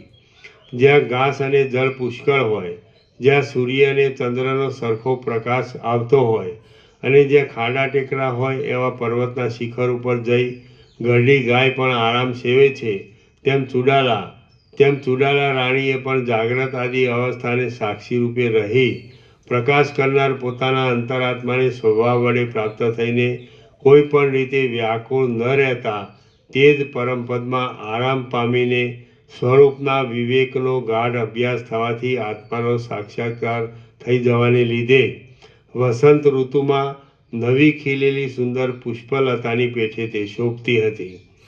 પછી એક દિવસ સુંદર અંગવાળી એ રાણીને અપૂર્વ શોભાવાળી જોઈને શિખીધ્વજ રાજાએ વિસ્મયથી મંદ મંદ હાસ્ય કરતા તેને નીચે પ્રમાણે પૂછ્યું: હે તન્વી, તું ફરીવાર યૌવન આવ્યાની જેમ અને વારંવાર શણગાર્યાની પેઠે સારા રાજાવાળી નગરી શોભે તેનાથી પણ અધિક શોભે છે. હે પ્રિય, કેમ જાણે અમૃતના સારનું પાન કર્યું હોય તેવી, કેમ જાણે અલભ્ય પદ મેળવ્યું હોય તેવી અને કેમ જાણે અમૃતના પૂરથી પૂર્ણ હોય તેવી તું દેખાય છે. હે સુંદરી, તારું શરીર સુંદર, શાંત અને રમણીય હોવાથી તું ચંદ્રમાને પણ શરમાવીને કોઈ અદ્ભુત શોભાને પામી છે. હે પ્રિય, તારું ચિત્ત ભોગોને વિશે દીન નહીં થઈ જતું, સમાધિક ગુણવાળું, વિવેકથી ભરેલું, ગંભીર અને સ્થિર જોવામાં આવે છે. હે પ્રિય, વૈરાગ્યના પરિપાકથી ત્રિભુવનને પણ તૃણના જેવું તુચ્છ ગણી આ આખા જગતના રસરૂપ પરમ તત્વને પ્રાપ્ત થયેલું તારું મન પૃથ્વીના જેવું ચંચળ અને શાંત દેખું છું. હે મોટા ભાગ્યવાળી, પર્વતની પેઠે સ્થિર હોવાથી તથા સમુદ્રની પેઠે ગંભીર હોવાથી અતિ શોભાવાળા તારા ચિત્તને કોઈ પણ વૈભવની કે આનંદકારક વસ્તુની ઉપમા આપી શકાતી નથી. તારા પૂર્વના તેના તે જ અવયવો છતાં પણ નાની કેળની પેઠે અને કમળના અંકુરની પેઠે અતિ કોમળ થઈ જઈ દ્રઢ થઈ જવાથી કાંતિ વધી જવાને લીધે કેમ જાણે હમણાં તો વૃદ્ધિ પામી હોય તેવું જણાય છે. તારી આકૃતિ અને અવયવો તો જે પૂર્વે હતા તે જ હાલ પણ છે. તો પણ વસંત ઋતુમાં ખીલેલી લતાની પેઠે તારું રૂપ બદલાઈ ગયેલું લાગે છે. ત્યાં શું અમૃત પીધું છે, કિંવા મંડલેશ્વરપણું મેળવ્યું છે, અથવા રસાયણાદિના પ્રયોગથી, મંત્ર આદિની સિદ્ધિથી કે કોઈ યોગની યુક્તિથી તે મૃત્યુને જીતેલું છે? હે નીલકમળ સમાન સુંદર નેત્રવાળી, પૂર્વે તને કદી નહીં મળેલું રાજ્યથી, ચિંતામણીથી અથવા ત્રૈલોક્યથી પણ અધિક એવું શું હાલ તને મળ્યું છે, જેથી તું આવી અપૂર્વ શોભાવાળી થઈ? ચુડાલા બોલી: હું શરીરમાં આત્મબુદ્ધિનો ત્યાગ કરી મંત્ર રસાયણાદિ પ્રયોગોથી મળતી કંઈ આકારવાળી અલ્પ અને તુચ્છ સિદ્ધિઓમાંથી પણ મોહ દૂર કરીને, જેમાં કોઈ પણ નામરૂપ વગેરેનો આકાર નથી તેવા પરબ્રહ્મને જ્ઞાન વડે આત્મરૂપ સમજું છું અને તેને લીધે જ વિશેષ શોભાવાળી છું. આ અસત્ય માપવાળા સર્વ પદાર્થોમાં નહીં બંધાતા, જેમાં પૃથ્વી, જળ વગેરે દ્રશ્ય અને આકાશાદિક અદૃશ્ય પદાર્થો અધ્યસ્થ હોવાથી ખરું જોતા છે જ નહીં, એવા સત્ય અમાપ પરબ્રહ્મનો આશ્રય કરવાથી હું શોભાવાળી છું. જે કાંઈ સૃષ્ટિ દ્રષ્ટિથી દેખાય છે, સૃષ્ટિ દ્રષ્ટિ એટલે જ્યારે એમ કલ્પવામાં આવે કે સંસાર છે ત્યારે સંસાર નજરે પડે તેને સૃષ્ટિ દ્રષ્ટિ, અને જ્યારે એમ જાણવામાં આવે કે સંસાર તો નથી ત્યારે પ્રલય જોવામાં આવે તે પ્રલય દ્રષ્ટિ કહેવાય છે. જે કાંઈ સૃષ્ટિ દ્રષ્ટિથી દેખાય છે અને પ્રલય દ્રષ્ટિથી અદૃશ્ય થઈ જાય છે તે સર્વને સાક્ષી રૂપે નિર્લેપ રહી અનુભવ કરનાર આત્માને હું જાણું છું. તેથી જ વિશેષ શોભાયુક્ત છું. ભોગો ભલે ન ભોગવાયા હોય કે દૂર હોય, પણ તે ભોગવ્યા હોય તેવી રીતે જ હું પ્રસન્ન રહું છું અને હર્ષ શોક વગેરે કશા મનોવિકાર મને બાદ કરતા નથી. તેથી જ હું શોભું છું. રાજલીલાઓમાં મનને નહીં લોભાવતા હું એકલી જ આકાશ જેવા અનંત અને અપાર પરબ્રહ્મમાં જ રમું છું. તેથી જ હું શોભાવાળી છું. આસન અને ઉપવન આદિમાં દેહ રહ્યો હોવા છતાં પણ હું પૂર્ણ આત્મ સ્વરૂપમાં જ તલ્લીન રહું છું. પણ ભોગોમાં કે તે નહીં મળવાથી થતી લજ્જાઓમાં રત રહેતી નથી. તેથી જ હું વિશેષ શોભું છું. હું આ જગતની પ્રભુ છું અને સ્થૂળ સૂક્ષ્મ આદિ દેહથી જુદા. હું આ જગતની પ્રભુ છું અને સ્થૂળ સૂક્ષ્મ આદિ દેહથી જુદા શુદ્ધ ચૈતન્યરૂપ છું એમ સમજી આત્મામાં સંતુષ્ટ રહું છું. તેથી જ શોભાવાળી છું. આ દેહાદિક અને ભોગવવાની વસ્તુઓ વગેરે અધિષ્ઠાન દ્રષ્ટિથી હું જ છું અને આરોપિત દ્રષ્ટિથી એ કશુંય હું નથી. અધિષ્ઠાન રૂપે હું સત્ય છું અને અધ્યસ્થ રૂપે અસત્ય છું. અધિષ્ઠાન રૂપે હું જ સર્વરૂપ છું અને અધ્યસ્થ રૂપે હું કાંઈ પણ નથી. આવા જ્ઞાનને લીધે હું શોભાવાળી છું. હું સુખની કે ફળની પ્રાર્થના કરતી નથી અને દૈવયોગથી આવી પડતી હાનિથી ડરતી નથી. બીજી કોઈ સ્થિતિની ઈચ્છા નહીં રાખતા. જે સ્થિતિ અનાયાસે આવી મળે તેમાં જ હું સંતોષ માનું છું. તેથી જ શોભાયુક્ત છું. થોડાક રાગદ્વેષવાળી બુદ્ધિરૂપ અને શાસ્ત્ર દ્રષ્ટિરૂપ સખીઓ સાથે હું રમું છું. તેથી જ શોભાવાળી છું. હે નાથ, નેત્રોના તેજથી બીજી ઇન્દ્રિયોથી જે કાંઈ દેખાય છે તે કાંઈ જ નથી, માત્ર મિથ્યા આભાસ જ છે. ચક્ષુ આદિ ઇન્દ્રિયોથી અને મનથી અગોચર એવી જે કાંઈ નિર્વિશેષ વસ્તુ બ્રહ્મ છે તેને હું સારી રીતે અંદર અને બહાર ભરપૂર દેખું છું અને તેથી જ મારો ઉદય થયેલો છે. શ્રી યોગ વાસિષ્ઠ મહારામાયણમાં નિર્વાણ પ્રકરણના પૂર્વાર્ધનો ચુડાલા આત્મલાભ નામનો સર્ગ 89મો સમાપ્ત. સર્ગ 80મો ભૂતપંચક વિલાસ. આ 80મા સર્ગમાં રાજા ચુડાલાના વાક્યનો અર્થ નહીં સમજવાથી તેનું અસંબંધપણું બતાવશે તે વાત અને આકાશગમન આદિ સિદ્ધિઓનું બીજ એ કહેવામાં આવશે. ભૂતપંચક વિલાસ. વશિષ્ઠ બોલ્યા, ઉપરના કારણો બતાવી આ પ્રમાણે આત્મામાં આનંદ લેતી તે શ્રેષ્ઠ રાણીની વાણીનો અર્થ સમજ્યા વિના રાજાએ હસીને આ પ્રમાણે કહ્યું. શિખીધ્વજ રાજા બોલ્યા, હે સુંદરી, તારું બોલવું સંબંધ વગરનું છે. તું હજી કાચી બુદ્ધિની છે. હે રાજપુત્રી, તું રાજવૈભવમાં આનંદ પામતી હોય તો રાજલીલાઓ વડે રમીને આનંદ પામ. આ જે કંઈ પ્રત્યક્ષ દેખાય છે તેને ત્યજી દઈને નિરાકાર પદમાં આરામ લેવો સંભવે નહીં, કારણ કે તે તો ખાલી શૂન્ય જ છે. ભોગો નહીં ભોગવાયા છતાં પણ હું સંતુષ્ટ જ છું એમ સમજીને ક્રોધ કર્યાની પેઠે આસન શયન આદિને જે ત્યજી દે છે તે શી રીતે શોભે? પોતે ભોગ ભોગવવા તથા મિત્ર આદિને ભોગવવા એ વગેરે મૂકી દઈને દ્રવ્ય આદિ તેના સાધનોને પણ છોડી દઈ પોતે એકલો જ પિશાચની પેઠે શૂન્ય આકાશમાં ચિદાકાશમાં જે રમે તે શી રીતે શોભે? ખાવું, પીવું, પહેરવું, સૂવું વગેરે સર્વ ત્યજી દઈને કેમ જાણે માત્ર ક્રોધથી જ હોય તેમ કેવળ ધૈર્યના બળથી જ ટાઢું, ઊનું, ભૂખ, તરસ આદિને સહન કરી પોતાના આત્મા વડે જે એકલો સ્વરૂપમાં જ મગ્ન રહે છે તે શી રીતે શોભે? હું દેહ નથી, પણ તેનાથી અનેરો ચૈતન્યરૂપ છું. આરોપિત દ્રષ્ટિથી હું કાંઈ પણ નથી અને અધિષ્ઠાન દ્રષ્ટિથી હું જ સર્વરૂપ છું. એવું જે અર્થ વિનાનું બોલ્યા કરે તે શી રીતે શોભે? મારી દ્રષ્ટિમાં જે કાંઈ મન ઇન્દ્રિયોથી દેખાય છે તે ખરું જોતાં કાંઈ જ નથી, પણ જે મન વાણી વગેરેથી અગોચર છે તે સત્ય અધિષ્ઠાન ચૈતન્યને હું અનુભવું છું. એવો તું જે મિથ્યા બકવાદ કરે છે તે શી રીતે શોભે? માટે હે સુંદરી, હે વિલાસિની, તું હજી બાળ, મૂઢ અને ચંચળ છે. તેથી અનેક જાતના મર્મ ભાષણોના વિલાસથી હું ક્રીડા કરું છું અને તું પણ ક્રીડા કર.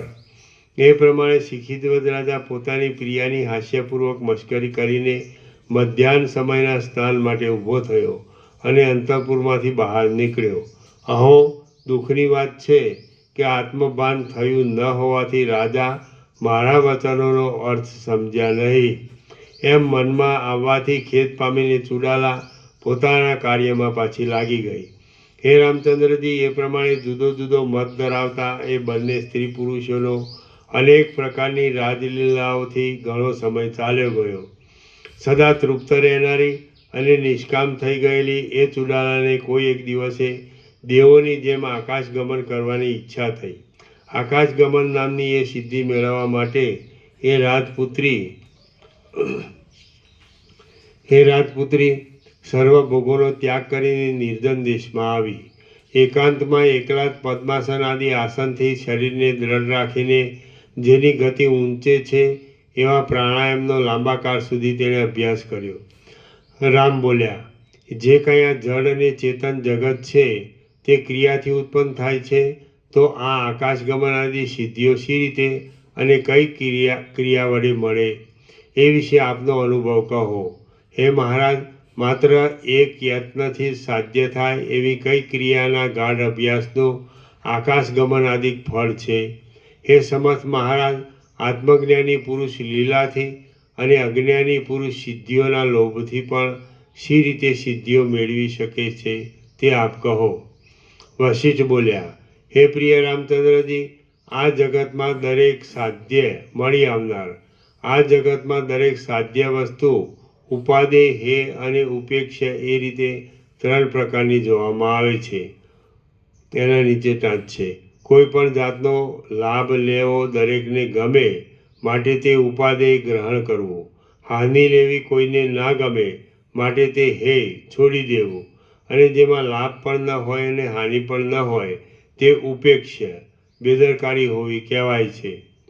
વશિષ્ઠ બોલ્યા, હે પ્રિય રામચંદ્રજી, આ જગતમાં દરેક સાધ્ય મળી આવનાર વસ્તુ ઉપાદેય, હે અને ઉપેક્ષ એ રીતે ત્રણ પ્રકારની જોવામાં આવે છે.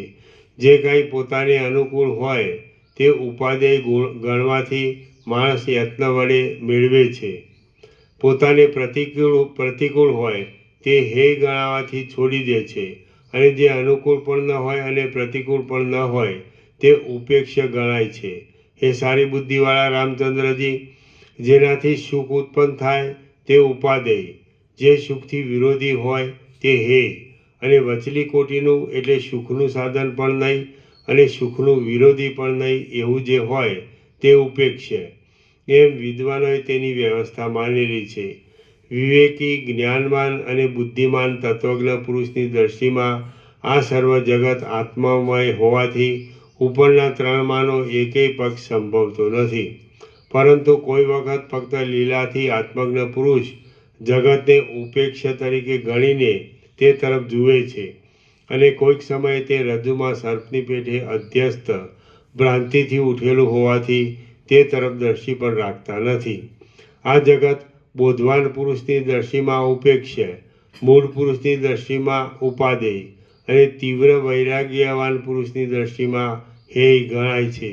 હવે સિદ્ધિઓ શી રીતે મળે છે તેનો હું ક્રમ કહું છું તે સાંભળો. દેશ, કાળ, દ્રવ્ય અને ક્રિયા એ સાધનોથી સર્વ સિદ્ધિઓ મેળવી શકાય છે. વસંત ઋતુ જેમ ભૂતળને લીલુંછમ બનાવી દે છે, તેમ એ સર્વ સિદ્ધિઓ માણસના મનને ઉત્સાહવાળું બનાવે છે. હે સુશીલ રામચંદ્રજી, સિદ્ધિ આદિ મેળવવાના દેશકાળ આદિ ચાર સાધનોમાં પણ ક્રિયા એ મુખ્ય સાધન છે. કેમ કે સઘળા ક્રમો ક્રિયાને આધારે જ હોય છે. આકાશગમન આદિ સિદ્ધિઓને માટે સિદ્ધિ ગુટિકા, સિદ્ધાંજન, સિદ્ધિ ખડગ, સિદ્ધ પાદુકા ઇત્યાદિ ક્રિયાનો ક્રમ તંત્ર ગ્રંથોમાં બતાવ્યો છે. પરંતુ તેનું એ વર્ણન કરવું તે અજ્ઞાનથી શ્રોતાજનોના મનને લોભમાં નાખી તેમાં જ પ્રવૃત્તિ કરાવી દે એવા હેતુથી દોષરૂપ છે અને એ વિષયનો વિસ્તાર તમને પણ આ ચાલતા પ્રસંગમાં વિઘ્નરૂપ છે. તેથી અહીં કહેવાને યોગ્ય નથી. વળી એ સિદ્ધિઓ માટે મણિ, મંત્ર, તપ, ઔષધ ઇત્યાદિ ક્રિયાના ક્રમ પણ અનેક જોવામાં આવે છે, પરંતુ તેનો પણ વિસ્તાર કરવો એ ચાલતા પ્રસંગમાં વિઘ્નરૂપ છે. હે કૃતાર્થ રામચંદ્રજી, શૈલ અને મેરુ પર્વત આદિ સિદ્ધ દેશોમાં નિવાસ કરવાથી પણ સિદ્ધિ મળે છે, પણ એ સઘળો વિસ્તાર ચાલતા પ્રસંગમાં વિઘ્નરૂપ જ છે. માટે શિખીધ્વજ રાજાની કથાના ચાલતા પ્રસંગમાં આવેલા સિદ્ધિ આપનાર પ્રાણાદિક એટલે પવન પ્રાણાયામના અભ્યાસની ક્રિયા હું કહું છું તે સાંભળો. સાધ્ય સંબંધી અને સાધન સંબંધી સર્વ માનસિક વાસનાઓ ત્યજી દઈ સિદ્ધાસનાદિક આસન વગેરે યોગશાસ્ત્રોમાં કહેલા નિયમોથી ગુદાદી દ્વારને સંકુચિત કરીને ભોજન, આસન આદિની શુદ્ધિ વડે શુભ શાસ્ત્રોના ભાવનો ખૂબ જ વિચાર કરી સદાચારથી, સત્સંગથી, દ્રઢ અભ્યાસથી, કોપ, લોભ ઇત્યાદિ ત્યજી દેવાથી, ભોગોનો ત્યાગ કરવાથી, પૂરક, કુંભક અને રેચક પ્રાણાયામનો અત્યંત અભ્યાસ કરવાથી યોગીના પ્રાણાદિક સર્વ વાયુઓ તેના તાબામાં આવી જાય છે. અને હે સદાચારી રામચંદ્રજી, રાજાને જેમ સર્વ નોકરો અધીન રહે છે, તેમ એ યોગી પુરુષને સર્વ પ્રાણાદિક પવનો સ્વાધીન થઈ જાય છે. હે રામચંદ્રજી, રાજ્યથી તે મોક્ષ સુધીની સર્વ સિદ્ધિઓ દેહમાં રહેલા પ્રાણવાયુને અધીન છે. તેથી સર્વ યોગ્ય અધિકારીથી મેળવી શકાય છે. એ પ્રાણની ગતિ નાડીઓ દ્વારા થાય છે. સર્વ નાડીઓનું મૂળ સુષુમ્ના નાડી છે. તેમાંથી શાખાઓની જેમ 100 નાડીઓ નીકળે છે અને સર્વ મર્મ સ્થાનોમાં રહેલી છે. તે નાડી જળમાં પડતા ભમરાના જેવી ઓમના અડધા ભાગ જેવી ગોળ છે. તેને આંતરડા વીંટીને રહ્યા છે, માટે તે આંતર નાડી ગણાય છે. એ નાડી દેવ, અસુર, મનુષ્ય, મૃગ, મગરમચ્છ તથા પક્ષી આદિમાં અને કીટથી માંડી બ્રહ્મા પર્યંત સર્વ પ્રાણીઓમાં રહે છે. ટાઢથી પીડાઈ ગૂંચળું વળી સૂતેલા સર્પના દેહની પેઠે ગૂંચળું વળી રહેલી દોહળી પ્રલયકાના અગ્નિથી જેનો વચલો ભાગ બળી ગયો હોય તેવા ઝરતા ચંદ્રના જેવી ગોળ આકારવાળી મૂલાધારથી માંડી ભ્રુકુટીના મધ્ય ભાગ સુધી તમામ છિદ્રોમાં પરોવાયેલી એવી એ નાડી અંદર મનોવૃત્તિ વડે અને બહાર પ્રાણાદિક વડે ચંચળ રહે છે. એ નાડીના કેળના ગર્ભ જેવા કોમળ અંદરના ભાગમાં વીણાના વેગના જેવી અસ્ફુટ ગતિવાળી જે પરમ ચૈતન્ય શક્તિ સ્ફુરે છે, એ કડાના જેવા ગોળ આકારવાળી ચૈતન્ય શક્તિ કુંડલી એવા નામથી ઓળખાય છે. સર્વ પ્રાણી માત્રની એ પરમ શક્તિ છે અને પ્રાણ, ઇન્દ્રિયો ઇત્યાદિ સર્વ શક્તિઓને સત્તા, પ્રેરણા, પ્રવૃત્તિ વગેરેથી એ જ વેગ આપે છે. સંછેડાયેલી સાપણ જેમ ફેણ ઊંચી રાખે, તેમાં કુંડલી શ્વાસોશ્વાસની ક્રિયા ચાલુ રહેવાથી ઊંચી ડોક રાખી રહે છે. જ્યારે પ્રાણવાયુ હૃદયમાં કુંડલીના સ્થાનમાં પહોંચે છે, ત્યારે જે અપંચીકૃત ભૂત અને તન્માત્રાઓનું બનેલું છે, તેમાં પ્રતિબિંબ રૂપે રહેલું જીવ ચૈતન્ય સ્મૃતિ, સંકલ્પ, નિશ્ચય, અભિમાન, રાગ આદિ અનેક વૃત્તિઓ રૂપે ઉદય પામે છે. જેમ ભમરી કમળના વનમાં ભટક્યા કરે, તેમાં કુંડળી રૂપાદિ વિષયોનો મધુર સ્પર્શ થવાથી દેહમાં સ્ફુર્યા કરે છે અને તે રીતે તેને વિષયોની પ્રાપ્તિ તેમજ તેનું ફળ મળ્યા કરે છે. કુંડલીની એવી રીતે વેગથી સ્ફુરે છે કે પ્રથમ ચક્ષુ આદિ મૃદુ ઇન્દ્રિયો સાથે રૂપાદિક વિષયનો સંબંધ થાય છે અને પછી દેહ યંત્રને ચલાવનાર પ્રમાતા વૃત્તિ દ્વારા બહાર નીકળી વિષય સાથે મળે છે કે જેથી આવરણનો ભંગ થાય છે અને તેથી ઘટાદી જ્ઞાન પ્રકટ થાય છે. આ સર્ગ કેટલો છે? હજુ વધારે છે, હા બસ 2 અને 3 હડીપાના છે. હવે સવા 8 થઈ ગયા. હા, આનો નંબર 1017. બરાબર. પ્રસાદ આપી દો.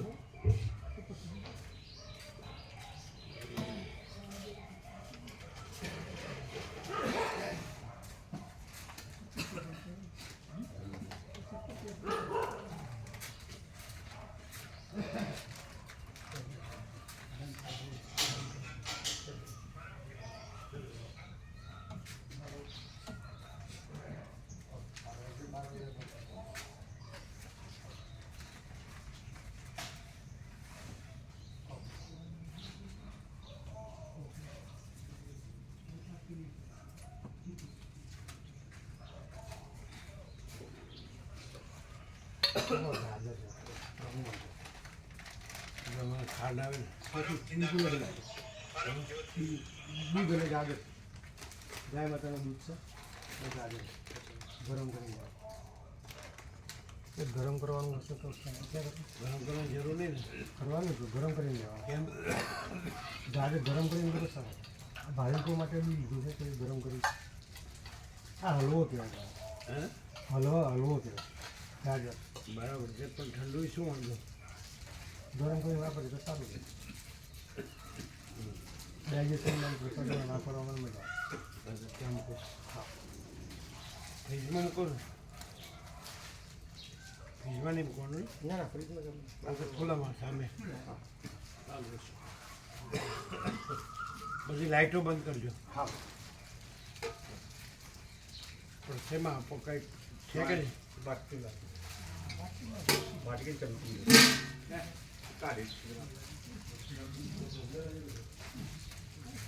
બાટકી ચમચી બધું તો કાઢી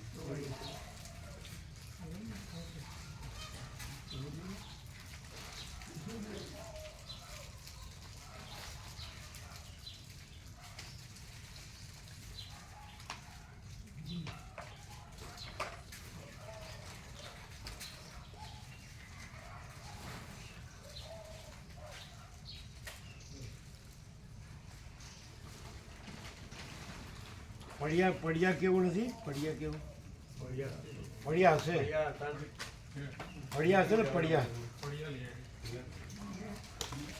પડિયા નથી પડિયા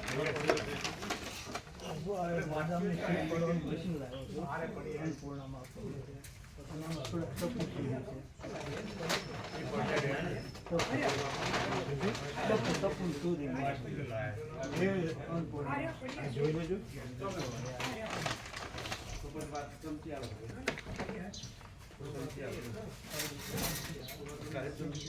હા પડિયામાં પડિયા છે કે નહીં વધારે બીજા નથી આટલા જ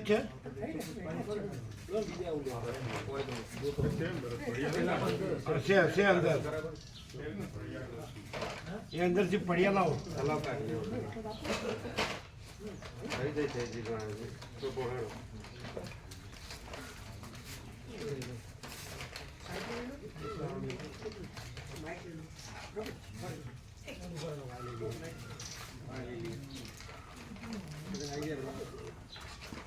ક્યારે પધારે 7 વાગે સવારે 7 વાગે પ્રસાદ લઈને જવાનું અમારે વડોદરા તો રાત્રે આવ્યું હતું પછી રાત્રે સુરત મેં વાત કરી હતી કેરા ખોલતી કે 2-2:30 વાગે લોકો સુરત આવી તો નહીં સવારે પાવાગઢ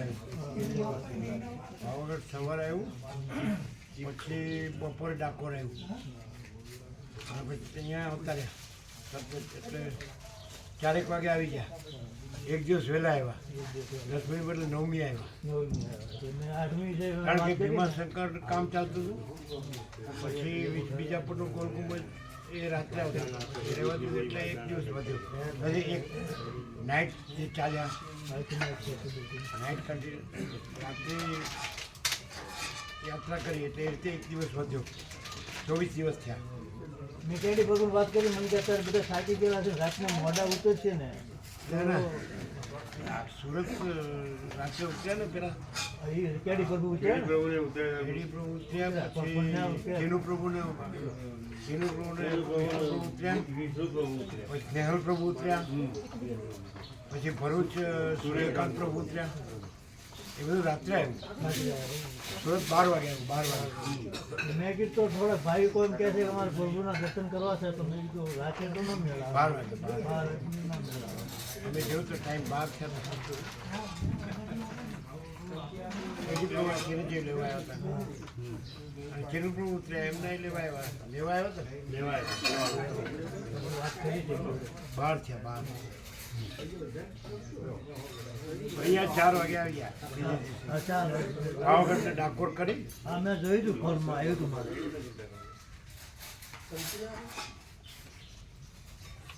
પડિયા મળ્યા કે નહીં મળ્યા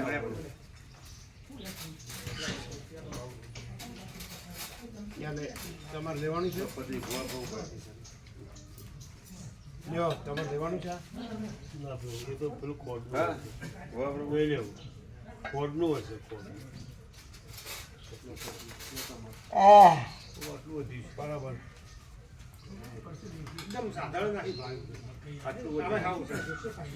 બધાને આપી દો સરખું કરજો પેલા જવાન પ્રભુને બધી માળીને પેલા સોમનાથ પ્રભુને એવું આપવાનું.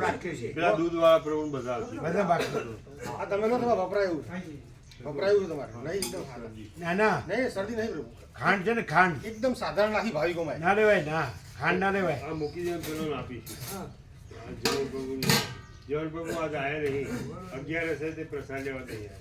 કોણ જવાન પ્રભુ આપણે હાથ તો લેવાય ને 11 હા એ તો લેવાય પ્રભુ. હા. લેવાય છે, એવું આપો. હા પ્રભુ બાકી પ્રભુની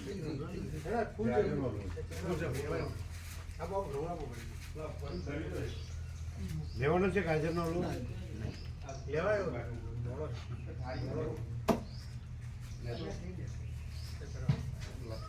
એટલે બાકી છે બધાને આપજો સમજ્યા ને હા હા આપી દો, આપી બોલાવી આપજો.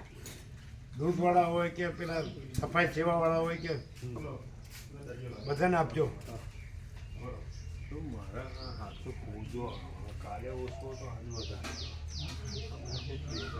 સાઈડ ઇફેક્ટ થશે સાઈડ ઇફેક્ટ ખબર નહીં ખાલી સાઈડ તો બતાડો કાલ થોડું ઓછું હતું આજ પાછું વધારે સાઈડ ઇફેક્ટ છે કાલે ઓછું ના વાગ્યું કશું નહીં આ હોય દુખાય સાઈડ ઇફેક્ટ તો બોડી બીજે જ એક જ જગ્યા પર ના હોય. મેં કીધું ઓછું થઈ ગયું પણ આજ પાછું આ થોડું વધારે થઈ ગયું. પેલા શીખ પ્રમાણ બધી રસિક પ્રવૃત્તિ અને પેલું બધો રિપોર્ટ પણ બતાડજો જે ન્યુમોનિયા કે શરદી ઉધરસ કે જે બધું ફાઇલમાં જ છે.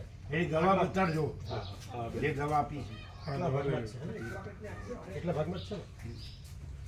એટલે ખાવામાં કાંઈ આવ્યું ના પેલું બીજું કોઈ હું ખાતો નથી. ચરી પાડવાની ચરી ચરી પાડી પાકી પાડી પેલા હાથ થઈ ગયો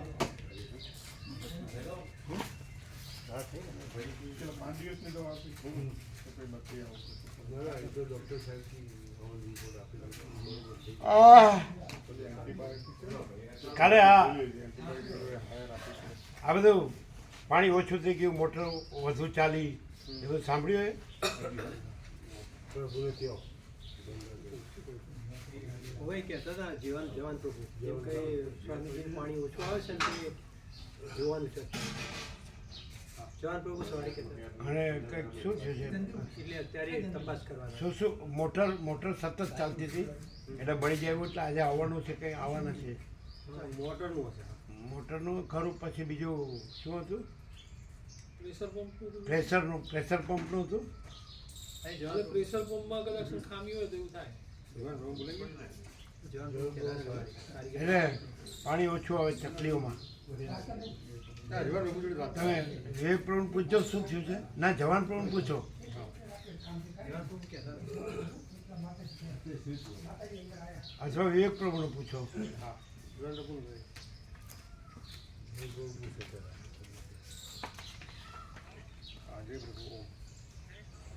શું તકલીફ છે પ્રભુના વિષયમાં ગંગાજળની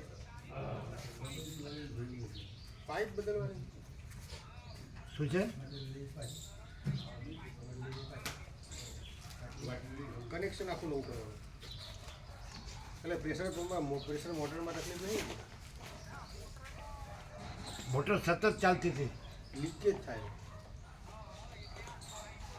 પછી પેલું ખોલી ગયું હતું બે બાજુ આમ બંબા પડતા હતા પાણીના હા એટલે ટાંકી ખાલી થઈ ગઈ અડધી હા હા એ લીકેજ પ્રભુ એમ કહે લીકેજ થયું હતું ને એટલે કે પાઇપ બદલવાની લીકેજ થયું જેવું છે એટલે પાઇપ કારીગર આવે જ છે થઈ જશે એમ?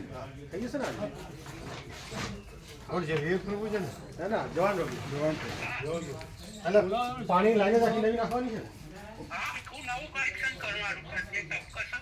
પાણી ટપકે છે ને લીકેજ થઈ તો આજે આખું કનેક્શન નવું કરવાનું પાઇપ વિનંતીઓ કે આજે સ્વામીજી સ્નાન થયું નથી આજ સ્વામીજીને સ્નાન હા આવશે ને અત્યારે સ્નાન થયું નથી. પ્રભુને સ્નાન નથી થયું અત્યારે.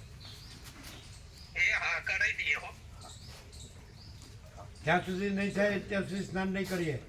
જ્યાં સુધી નહીં થાય ત્યાં સુધી પ્રભુ સ્નાન નહીં કરી એવું કે. હા હા હા. ઓમ ઓમ ઓમ.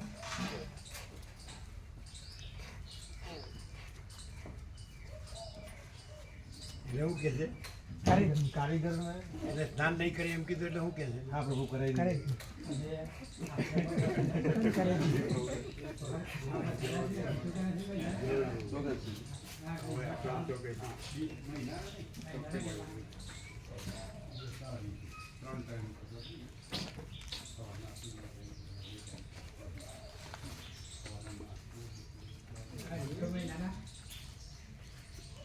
કોદર પ્રભુ પ્રસાદ આપ્યો, હા આપે. નીકળી ગયા. ના અંદર ગયા હિંમત.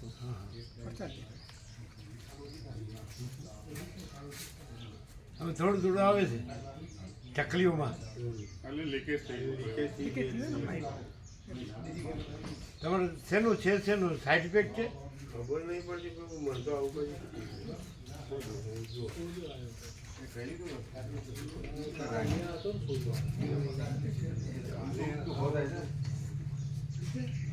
દબાણું આવ્યું છે. અરે ગમે દબાણું આવ્યું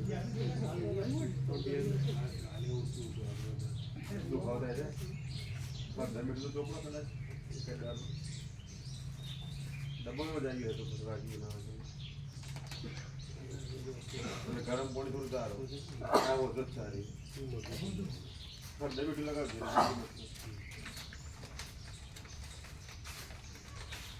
એટલે ન્યુમોનિયામાં એવું થાય ના થાય પ્રભુ. નિમોનિયા છે તો તો શેમાં થાય? તો શેમાં થાય? એ તો ખાલી ચોક દબાણમાં કેવું આવ્યું થાય. શું શું? દબાણમાં આવ્યું હોય તો એવું કોઈ ખબર પડે. કોઈ જીવડું કર્યું હોય કે દવામાં આવ્યું બીજું કંઈ થાય નહીં. દબાણમાં આવી ગયું ને સુવામાં દબાણમાં. હા દબાણમાં આવી ગયું એટલે આ તો અંદરનો સ્નાયુ છે. એ તડકે થોડું બેસવાનું તડકે દેવાનું કલાક તડકે દેવાનું. બરાબર.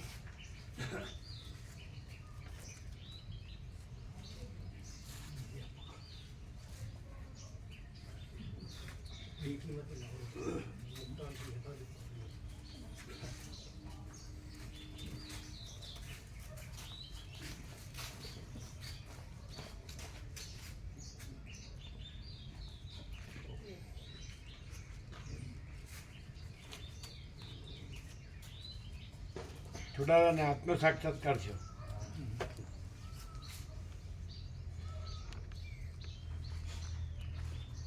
હવે પછી શીખી દો ને કરાવો. તો પછી ગરમ અત્યારે કરાવીએ અત્યારે. હા બરોબર લેવાય. હા તો પછી એમને આપી દઉં, આપ્યું. હવા પ્રમાણે આપી દઉં. હા બરોબર. ગરમ કરીને લાવો. એમાં ખાંડ નથી, નથી બહુ બિલકુલ. એટલું ગાજર જ છે. બિલકુલ ગાજર.